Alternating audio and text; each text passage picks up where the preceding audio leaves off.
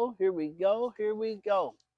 Welcome to another episode of No Cap Sports Talk with Coach Marty. We got Coach Ant, Yes, sir. and we finally got our guy in the house, Mr. Coach Starkley. Yes, How sir. you doing, big man? It's a blessing to be here. I appreciate it. Beautiful facility here. Walked in, saw an ant over there on the treadmill working with some young bucks, Okay. doing some great work. It's just awesome to be out here in O'Fallon, seeing what you guys are about, and have the opportunity to talk about my program. Okay, so here we go. Want to give a shout out to Mr. Pierre Desir for sponsoring the show, Hustling Heart. And we're gonna dive right in with Coach Starkley. Hey, so tell me about yourself. How long you been coaching, or what got you into coaching? Yeah, so I'll try to give the abbreviated version. I took a really unique path to coaching. My original degree is in exercise science. Okay. I went to college to be a personal trainer. I have a CSCS, so I love the world of strength conditioning and what fitness brings to the world, not just for athletes, but for adults, people who are wanting to maintain that mental and physical health. I just think the world of strength conditioning is awesome for that.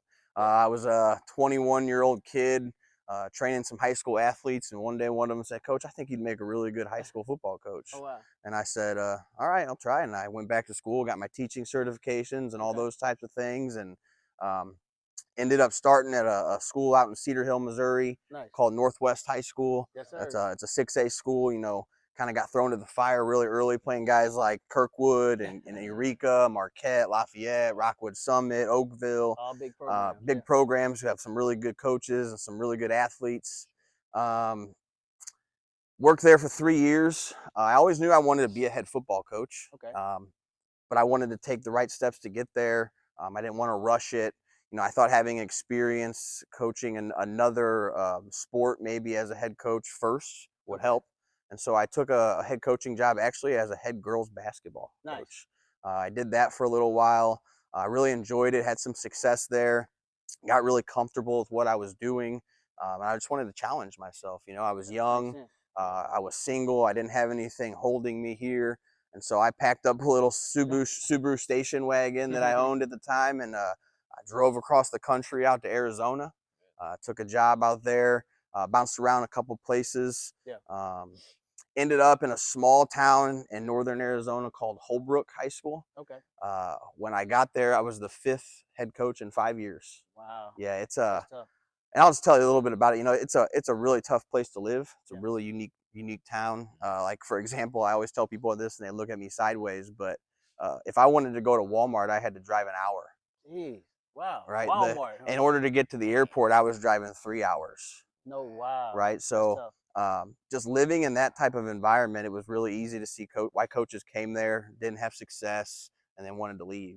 So tell me this: was it anywhere to pull for athletes in that town? Yeah. So again, if you guys follow a lot of sports and things like that, we were a Navajo Indian reservation school. Okay. So in the Navajo Indian reservation, basketball is life. Okay.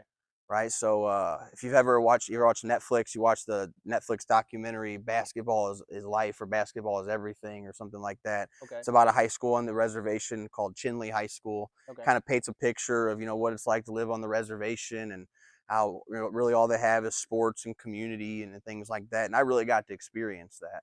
Wow.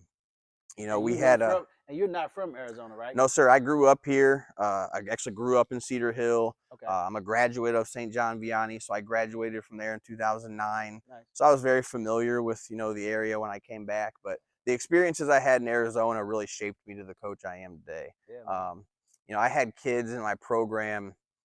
Arizona is an open enrollment state. Oh, wow. As far as schooling, so you don't have to live in the district to go to whatever specific school you want to go to. As long as you can provide transportation, you can go there. So we had a lot of kids from different areas, a lot of kids whose parents weren't necessarily happy with the education on the reservation. They would send their kids to the outer schools like Holbrook or Winslow or some of those types of schools. And so what I kind of figured out when I got there was dig into the basketball program, right? Find kids wanted to play basketball, find kids who were multi-sport kids who had success in other areas. Yeah, makes sense. I wanted to build relationships with those guys as fast as I could. A lot of those guys ended up coming out for us, and it made a big difference. So when I got there was 42 teams in our classification. We were 42 out of 42. Man. Hadn't won a game in about 6 years. So when you said you wanted to start from the bottom and now Yeah. you here, it's kind of funny you say that. You know, I pride myself on that. I'm a big video game guy. I don't know if you guys like video games. Hyped about NCAA coming out here pretty soon. You know? And I'm the type of guy, like, I'm not going to go pick Bama and build a dynasty. Like, I'm taking the worst team in the game, the Eastern Michigans, the Toledos of the game, and I'm building them up. You know? And so I've always strived to try to take those opportunities. You know, I've been a head coach of 3 different programs now, and all of them have kind of been like that. Oh, wow. When I left that school in Holbrook, we lost my last game I ever coached there in the state semifinals. And that was my next question. Yep. Did you dig them out the mud? We turned it around big time. You know, even going through COVID and all those types of things, you know, that really hit the Navajo reservation hard. Okay. So I had a lot of kids in that program who really struggled with that. But we were able to maintain it. You know, kids continued to come to workouts. We met virtually. Mm-hmm. And that's kind of the biggest thing I took away from that, I think, right? We had kids who didn't have running water and electricity, and not necessarily because they couldn't. That's a way of life out there. Right. You know, I mean, I'd have kids who were getting picked up by their dads after football practice, and they'd have 100-gallon water tanks in the back of their 4x4s, getting ready to take it home with them. That's how they showered. Wow. That's how they drank water. That's how they fed their horses. That's how they did everything. And you know how many excuses I heard from those kids ever? I'm listening. None. Zero. Man, that's a life-changing experience right there. Yeah, and so when I, as a head football coach, having that experience, it's really hard to allow kids to make excuses, allow kids to find reasons not to be their best version of themselves. Yeah. Because I've seen people at the lowest. I've seen people who have the most minimal resources you can think of, and never made excuses. Kids riding on buses for 3 hours one way. Man. Going home and doing the same thing all over again every single day, you know, and never showed up and said, "Coach, I can't practice today. I'm too tired." Or, "Coach, my grades are slacking because I had to ride on the bus 3 hours and I went home and we just went to sleep." You know, never got those excuses. And so that was really eye-opening for me. I think that I was meant to be there at that time. You know, God called me to be there, and the things that I learned there have really transitioned to help me here at Vianney. So, man, that's.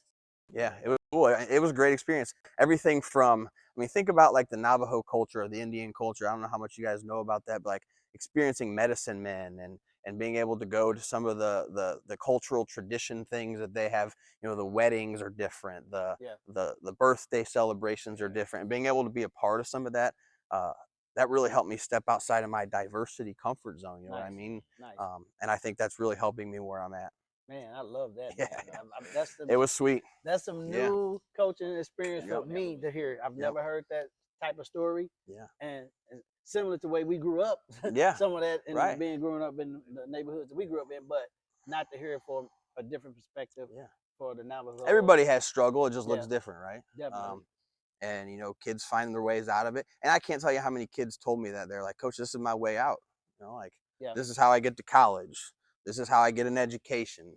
You know, my dad is a farmer for life, or my dad is you know, has a trade that I don't want to be into, and so I got to find another way to expand my horizons." And this is their way. So you use football as a way to navigate that way to football, basketball, baseball. We had kids that did it all. I mean, we were a small school, so we had a lot of multi-sport athletes, which was great. You know, I always pushed the multi-sport athlete thing. Nice. So it's just it's been a good unique path. Been at Vianney now, going on to my 3rd year. Okay, that was my next question. Yeah, it's what you know about MCC football, right? We're in the thick of things, right? So where are you currently with the program? And I don't know how that was left when you took over, but now how is the transition? Yeah, so before you get into that, I'm sorry. How were you mentally going into the job, taking that job opportunity, knowing the situation going into it? So first of all, I'll tell you this: being an alumni of Vianney adds a whole nother element to it, right?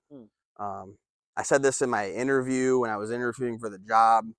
I say it to people I talk to regularly who visit campus, alumni, stakeholders, parents. This is personal, right? Like, it's not just a job.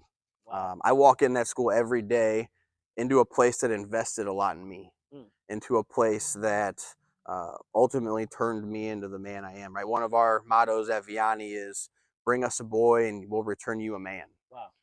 And I truly believe that that happened to me. Nice. And so to be able to go back and give so much to a place that gave so much to me every day, there's not a day that I don't walk in there with a smile on my face, ready to get work done. You know what I mean? Yeah, I love it. And not everybody can say that. No, You not know, at all. Not at all. most people probably can't. Not at all. You know, and so that feeling of just being able to come back home. Most of my family's still here in Missouri. Coaching in Arizona, my grandparents never got to come watch me coach. My parents were there every now and then. Yeah. You know, my friends and those types of guys were never really around. And since I've been able to come back, all of that's kind of been present. You know, I have friends who are at every game. I have family who's at every game. Nice. I have alumni brothers or you know, teammates of mine who are at every game. So that's been really cool. There's still teachers in the building who taught me. Yeah. You know, one of my favorite people in the whole building is Coach Kevin Walsh, who's our basketball coach. He was my basketball coach when I was there. And so being able to walk in the building and just see him again every day and know the impact that he's left, not just on me, but the thousands and thousands of students that have come through there. And now I get to be a small piece of that. Nice. It's really cool. But knowing that our program had struggled, you know, I was watching from afar in Arizona, you know. Yeah. Even when they were winning state championships in 16 and 18, like I'm watching those games online, cheering from Arizona, texting people I know in the community still, congratulating them and those types of things. You know, they beat us in the state final at 16. At North. North, They yeah. beat That us. was a heck of a game, man. I mean, Yeah, they was good squad. there's and I watched that live, and I remember like, man, Vianney's doing the right things. And they were tough. Coach Day left. Coach Day's a legend in high school football in Missouri, you know, and just retired from Pacific. He's going to go do some other things in the community, I think. And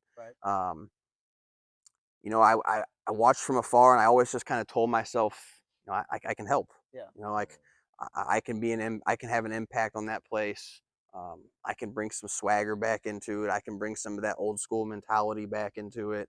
I can bring some of what I've learned in Arizona, and transition that into what I need to do at Vianney. The diversity piece, the piece of, you know, not having kids make excuses. Well, you know, we have a completely different environment at Vianney. Yeah. You know, our kids are much different than the kids I coached in Holbrook, Arizona. Yeah, right. But like we already talked about, everybody has their struggles. Definitely. Right. So how do we manage those things? And so my mental state was really good, I think. You know, I knew what I was getting myself into as far as playing in the MCC. Yeah. It was going to be a little bit of a rebuilding phase. You know, I'm a firm believer. Again, something I said in my interview. Things have to usually get worse before they get better. Hey, that's real. And you know, setting a culture and a way of doing things, and not wavering your standard, and all those types of things take time. You're going to lose people during those phases. You're going to gain people during those phases.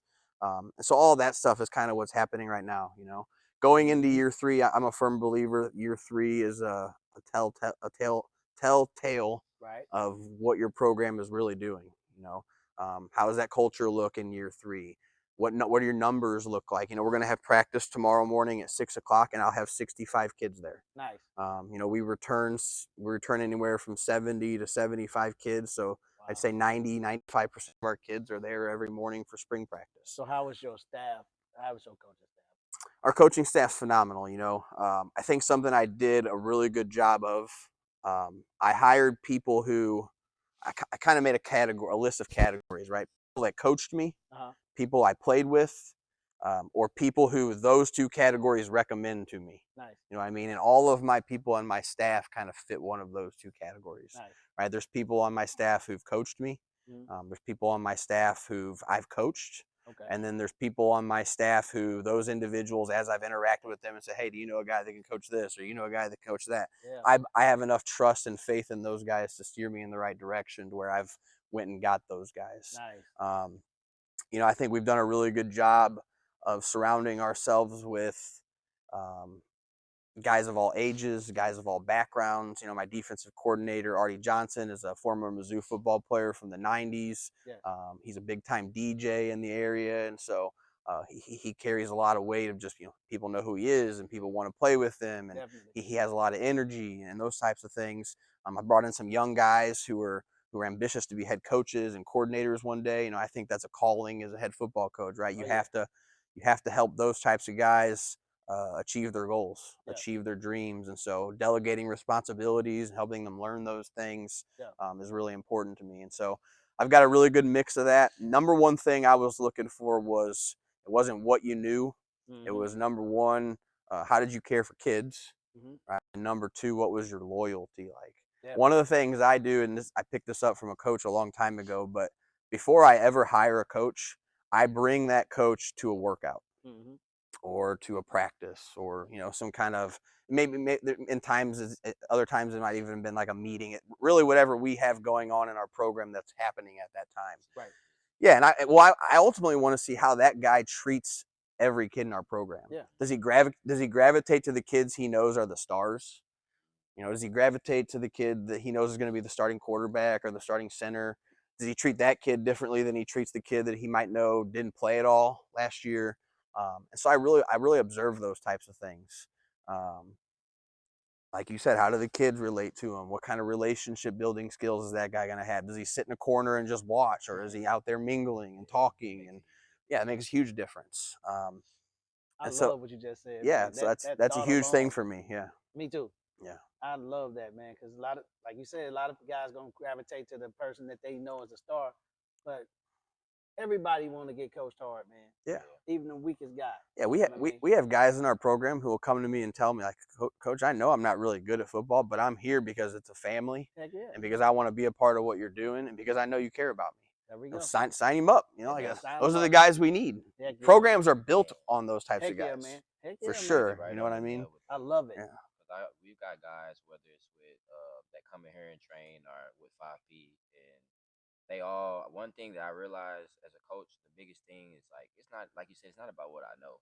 It's about really just treating those kids as human being, not just as football players, or you know what I'm saying. They want to know that you care about them, man. They want to be coached as well. They want to show that you care. Yeah. Then they'll run through a wall for you. Even the worst kid, I'm gonna yell at you just like I'm gonna yell at anybody. 100%. Do your job. Yeah.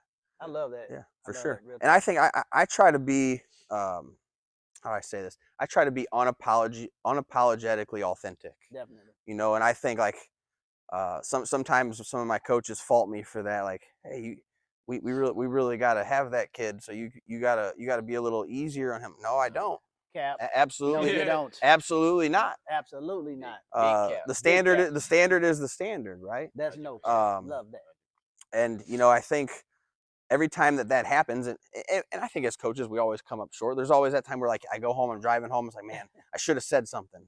Right. Or I should have been a little harder. Yeah. Or I should have called that kid out. Or I should have had a one-on-one conversation with him. And I think every time you don't do that, you're cheating yourself. Exactly. You're breaking a promise to yourself. You're not being authentic. True.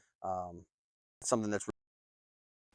Hey, man, I'm feeling it, Coach. Awesome. Man, Coach, you got any questions that you want to ask me and Coach Ant? Man, I'm loving the story. It seems like you got Vianney program headed in the right direction, man.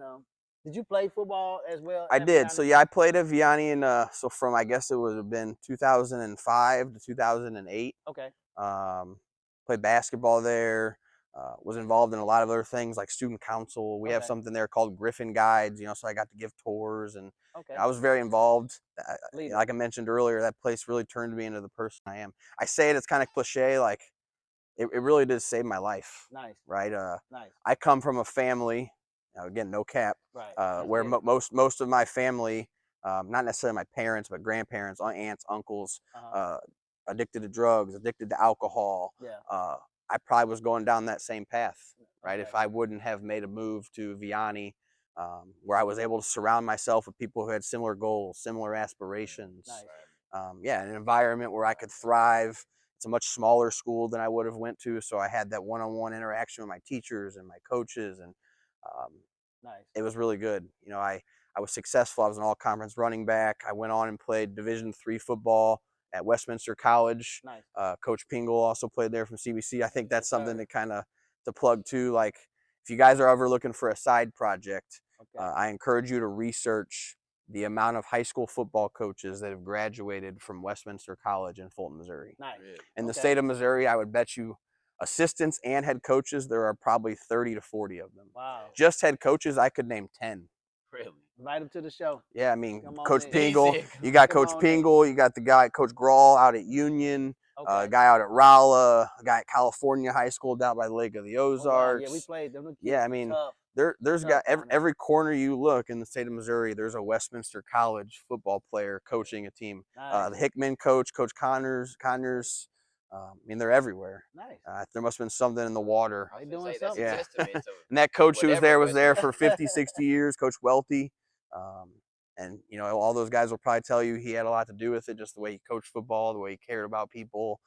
He was an old Chicago guy, very old school, Okay. very authentic. Nice. You know, Nice. was who he was. You know, didn't care what other people thought. And I think a lot of us Westminster Blue Jays have taken that to heart and moved into our next phase of coaching and have kind of tried to emulate that. Seemed like he had a nice impact on you guys. For sure. Huge impact. And so now being back at Vianney and just having the opportunity to coach where I played, coach where I went to school, it's not about winning for me. You know, it's not about losing for me. Like, I find the losses in the small things. You know, Yeah. I in 10 years, 20 years, 30 years, whenever I'm done coaching, you know, I'm going to grade myself on, you know, what are the kids like now as dads? What are they like as businessmen? What are they like as teachers? I know it's, Right. you know, a lot of people say that, but it's the truth. You know, that's why I am a coach. You know, when people ask me like, what's your calling? Why do you do this? My number one reason is to have, you know, a positive impact on as many people as I can every single day. And I think being a head football coach puts you kind of on that pedestal. You know what I mean? Yes. Whether you like it or not. And I tell my kids the same thing. Like, being a football player in a high school automatically puts you on that pedestal. You're a Yeah, it leader. does. You come in every day with a positive attitude, ready to work. Guess what everybody else in our school is going to do? They're going to have a positive attitude and they're going to be ready to work. You come in, you're like, why are we doing this? Oh, we have to go to mass today. We got to wear a shirt and tie today. Everybody else is going to do the same thing. Wow. Come in with your Yeezys and your yeah, hood on and your yeah. butt sagging. Yeah. But you're a football player. But you're a a football leader. player, yeah. That's Everybody else is going to do the same thing. bad intentions for the school. For sure. Energy They don't is. realize it. Say that, Lynn, Especially coach.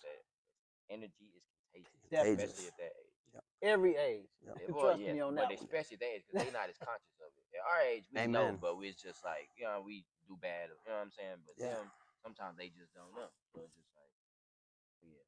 But Yeah. Coach, man, I love you having me on the show. Yeah, I appreciate it. I know we've tried a couple times and some things have come up, but I appreciate you keep trying. On that, no doubt. We Yeah, locked in. it's awesome to be here. Appreciate it. I'll keep following. I'll keep liking.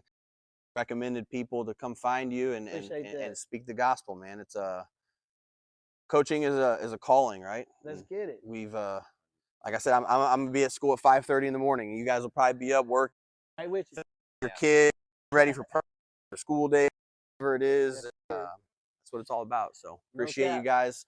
Looking forward to watching the interview and just continuing to promote great things. Yep, and we'll have you back. Awesome. Privilege to have you. Yeah, that's what I was gonna say. We gotta get you back on here. Yeah. Glad to have you Yeah. back. Let's check up again in a few years and see the things that have Oh changed. no, it's gonna be in a few months. We're Okay. gonna be having Yeah, you we right gotta back. get on There we the go. season. Hey, There we during the go. season, we gotta Okay. have a recap. Get a Okay, Vianney, yeah, get a okay. Vianney Yeah. update. Okay. Yes, sir. That's We wish you awesome. nothing but the best. My this pleasure, upcoming man. season, All right, My Coach. pleasure. And this is when we dance off. Coach. Okay. All right. No ahead. cap, no cap, no cap, no cap.